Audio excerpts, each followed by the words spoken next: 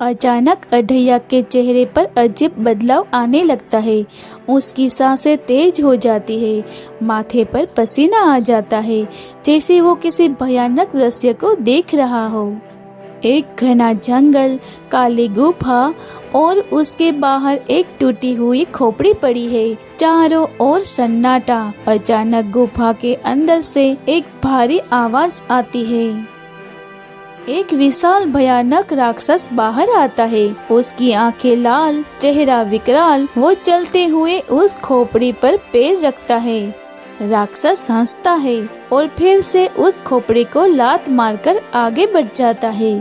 अचानक अढैया की आंखें खुल जाती है। वो जोर से सांस लेता है, जैसे कि गहरे डर से बाहर आया हो।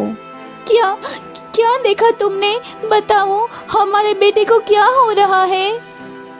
महाराज, ये पीड़ा इस जन्म का नहीं है। ये एक पुराने पाप और अधूरी मृत्यु का परिणाम है। स्पष्ट कहो अढैया, आखिर सच क्या है? सच इतना आसान नहीं है महाराज, लेकिन अब वो समय आ गया है जब ये रहस्य सामने आएगा। अढैया के शब्दों ने पूरे महल को सन्न कर दिया है। राजा, रानी, मंत्री सभी अढैया की ओर देख रहे हैं, जैसे अब उनकी हर सांस उसी के अगले शब्द पर टिकी हो। अढैया, अब और रहस्यमय मत बनाओ, साफ साफ बताओ, हमारे पुत्र के साथ आखिर क्या हो रहा है? महाराज, आपका पुत्र इस जन्म में राजकुमार है, लेकिन उसका दर्द इस जन्म का नहीं है। तो किस जन्म का है ये दर्द? अढैया अपनी आंखें बंद करता है और फिर धीरे धीरे बोलना शुरू करता है, जैसे वो कोई पुरानी कहानी सुना रहा हो। पिछले जन्म में आपका पुत्र भी एक राजा था, शक्तिशाली, वीर और निडर। एक योद्धा राजा तलवार हाथ में लिए घने जंगल में एक अंधेरी गुफा की ओर बढ़ रहा है। आज इस राक्षस का अंत होगा, चाहे मेरी जान क्यों न चली जाए। गुफा के अंदर से एक भयानक गर्जना सुनाई देती है। जमीन कांपने लगती है और अचानक एक विशाल राक्षस बाहर निकलता है। उसकी आंखें खून की तरह लाल है। दोनों के बीच भयंकर युद्ध शुरू होता है। तलवारों की टक्कर, गर्जनाएं, चीखें, लेकिन अंत में राक्षस एक जोरदार वार करता है और राजा का अंत कर देता है। समय बीतता है, जंगल सुना हो जाता है, लेकिन उस राजा की खोपड़ी गुफा के बाहर ही पड़ी रह जाती है, अकेली, भूली हुई। अचानक वही राक्षस फिर से आता है और चलते चलते उस खोपड़ी पर पैर रखता है। वो हर बार आते जाते उसे खोपड़ी को ठोकर मारता है, जैसे उसे अपमानित कर रहा हो। महाराज, वही राजा आज आपका पुत्र बनकर जन्मा है और उसकी वही खोपड़ी आज भी उस गुफा के बाहर पड़ी है। तो इसका मतलब जब भी वो राक्षस उस खोपड़ी को ठोकर मारता है, तब यहाँ राजकुमार को वही दर्द महसूस होता है। उसका सिर उसी पीड़ा को जी रहा है।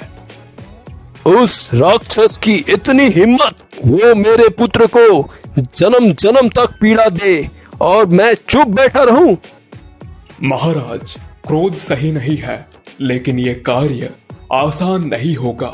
ये सिर्फ एक राक्षस से लड़ाई नहीं है, ये एक अधूरी आत्मा को मुक्त करने का मार्ग है।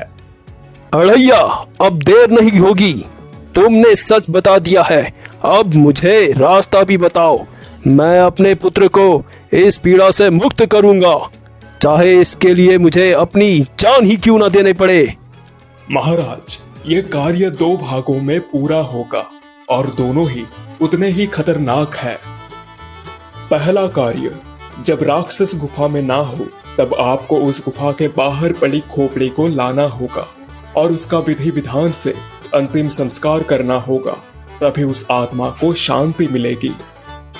दूसरा कार्य सबसे कठिन है महाराज, उस राक्षस को मारना पड़ेगा, क्योंकि जब तक वो जीवित है ये श्राप पूरी तरह समाप्त नहीं होगा। लेकिन अढैया, वो राक्षस इतना शक्तिशाली है, उसे कैसे हराया जा सकता है? हर अंधकार का अंत होता है मंत्री जी। उस राक्षस का भी अंत होगा, लेकिन उसके लिए एक विशेष अस्त्र की आवश्यकता है। कौन सा अस्त्र? कहाँ मिलेगा वो? एक प्राचीन जादुई अस्त्र जो इस राज्य से दूर एक घने जंगल की गुफा में छुपा हुआ है। उसे पाने के लिए भी आपको कठिन परीक्षाओं से गुजरना होगा। सेना को तैयार करो, खोपड़ी को लेने हम उस गुफा तक जाएंगे। घना जंगल, चारों ओर ऊंचे ऊंचे पेड़, अंधेरा इतना गहरा कि दिन में भी रात जैसा लगे। हवा सरसराती है और दूर कहीं से किसी जंगली जानवर की आवाज सुनाई देती है। इस डरावने जंगल में राजा, मंत्री, अढ़ैया और कुछ सैनिक धीरे धीरे गुफा की ओर बढ़ रहे हैं। हर किसी के चेहरे पर तनाव साफ दिख रहा है। महाराज, यह स्थान ठीक नहीं लग रहा। हर कदम पर ऐसा महसूस हो रहा है जैसे कोई हमें देख रहा हो। डरने का समय नहीं है मंत्री, हम अपने पुत्र के लिए आए हैं और बिना सफलता के वापस नहीं लौटेंगे। अढ़ैया आगे आगे चल रहा है। उसकी आंखों चारों ओर घूम रही है, जैसे वो किसी अदृश्य संकेत को पढ़ रहा हो।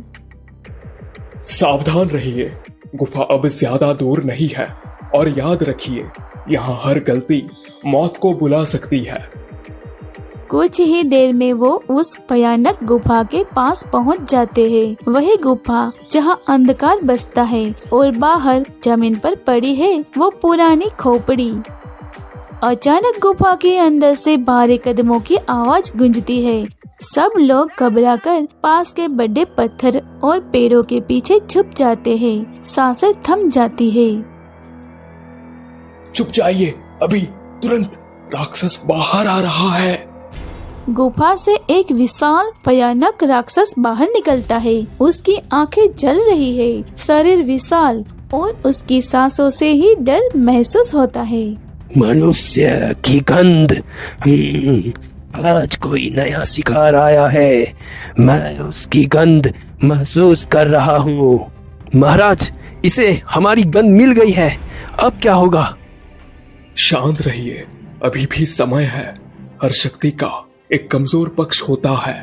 अढ़ैया धीरे धीरे उस थैली से लाल मिर्ची का पाउडर निकालता है और हवा की दिशा देखकर उसे राक्षस की ओर उड़ा देता है।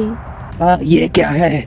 मेरी आंखें, मेरी नाक, मैं कुछ सूंघ नहीं पा रहा। राक्षस बुरी तरह परेशान हो जाता है, इधर उधर भागता है, लेकिन कुछ देर बाद परेशान होकर वो गुफा से दूर जंगल की ओर शिकार की तलाश में चला जाता है। कुछ क्षण तक सब लोग चुप रहते हैं। फिर अढ़ैया धीरे से बाहर आता है। अब समय है, जल्दी कीजिए, वो ज्यादा देर दूर नहीं रहेगा। राजा धीरे धीरे उस खोपड़ी के पास जाता है, उसे अपने हाथों में उठाता है। हे वीर आत्मा, आज मैं तुम्हें इस अपमान से मुक्त करूंगा। तुम्हारी पीड़ा अब समाप्त होगी। सब लोग जल्दी जल्दी वहाँ से निकल जाते हैं और गुफा फिर से सन्नाटे में डूब जाती है। राजमहल के बाहर एक पवित्र स्थान, अग्नि जल रही है, मंत्रों की गूंज हो रही है। अढ़ैया विधि विधान से खोपड़ी का अंतिम संस्कार करवा रहा है। आज एक अधूरी आत्मा को शांति मिली है, लेकिन ये अंत नहीं है। जब तक राक्षस जीवित है, खतरा अभी भी बाकी है। राजा अग्नि की लपटों को देखता है। उसकी आंखों में अब सिर्फ एक लक्ष्य है, राक्षस का अंत। अब अगला कदम उस राक्षस की मृत्यु है और इसके लिए हमें उस जादुई अस्त्र को पाना होगा। लेकिन मुझे ये समझ नहीं आ रहा कि आप इतने ज्ञानी हैं, फिर भी आपकी पत्नी आपको क्यों लट्ठी से मारती है? महाराज, ये लंबी कहानी है। पूर्व जन्म की पहले हम राक्षस को खत्म कर देते हैं, फिर मैं आपको सब बताऊंगा और इसका समाधान भी करके दिखाऊंगा। लोग मेरा मजाक उड़ाते हैं, लेकिन अब ये खत्म होने वाला है। ठीक है, जैसी आपकी इच्छा। अब जादुई अस्त्र को प्राप्त करने जाते हैं। हाँ, लेकिन पहले पेट पूजा करनी पड़ेगी। भूख बहुत लगी है और रास्ता भी लंबा है, तो साथ में ढेर सारा खाना भी लेना है। ठीक है, मैं तब तक राजकुमार को मिल लेता हूँ। राजा और अढ़ैया सावधानी से आगे बढ़ रहे हैं। इस बार उनके साथ कोई सेना नहीं, सिर्फ साहस और एक बड़ा लक्ष्य है। अढ़ैया, ये रास्ता पहले से भी अधिक भयावह लग रहा है। क्या हम सही दिशा में जा रहे हैं? महाराज, डर सही दिशा का ही संकेत होता है। जहाँ डर नहीं, वहाँ रहस्य भी नहीं। अचानक झाड़ियों में से तेज हलचल होती है। कौन है वहाँ? सामने आओ। अचानक एक भयानक दानव बाहर कूदता है। कौन है जो मेरे जंगल में घुसने की हिम्मत कर रहा है? राजा तलवार लेकर आगे बढ़ते हैं, लेकिन अढ़ैया अचानक उन्हें रोक देता है। अरे अरे महाराज, इतना भी जल्दी क्या है? थोड़ा मजा तो लेने दीजिए। अब देखो अढ़ैया क्या करता है। अढ़ैया अपनी छोटी थैली निकालता है और आंखें बंद करके कुछ मंत्र बुनबुनाने लगता है। ओम अग्नि वायु संयोगाय दृष्टि नशाय स्वाहा। फिर वो अचानक मिर्च का पाउडर दानव की ओर उछल देता है। ये क्या? मेरी आंखें जल रही है, मैं कुछ देख नहीं पा रहा। लो महाराज, बिना तलवार उठाए ही युद्ध जीत लिया। कभी कभी मिर्च भी तलवार से ज्यादा काम कर जाती है। अढ़ैया, तुम सच में अद्भुत हो। तुम्हारी तरीके समझ से परे है। और कुछ देर बाद एक पुरानी रहस्यमय गुफा के सामने पहुंचते हैं। गुफा के अंदर हल्की नीली रोशनी चमक रही है, जैसे कोई शक्ति उन्हें बुला रही हो। दोनों गुफा के अंदर जाते हैं। अंदर दीवारों पर अजीब चिन्ह बनते हैं और बीच में एक चमकता हुआ अस्त्र रखा है। यही है वो स्थान, जादुई अस्त्र यही छुपा है। यही है वो अस्त्र? हाँ महाराज, यही वो शक्ति है जो राक्षस का अंत करेगी। जैसे ही अढ़ैया उस अस्त्र को उठा के बाहर आता है, तभी दानव वहाँ आ जाता है। तुमने सोचा इतनी आसानी से यहाँ से चले जाओगे? अढ़ैया अस्त्र को हाथ में घुमाता है। उसकी आंखों में अब मजाक नहीं, बल्कि एक खतरनाक आत्मविश्वास है। अरे बेटा, अब तो तू गया। पहले मिर्च से बचा था, अब ये देख असली खेल। अढ़ैया मंत्र पढ़ता है और अस्त्र को दानव की ओर फेंकता है। अस्त्र चमकता है और सीधा दानव के सीने में जाकर लगता है। दानव जमीन पर गिरता है और कुछ ही पलों में राख बन जाता है।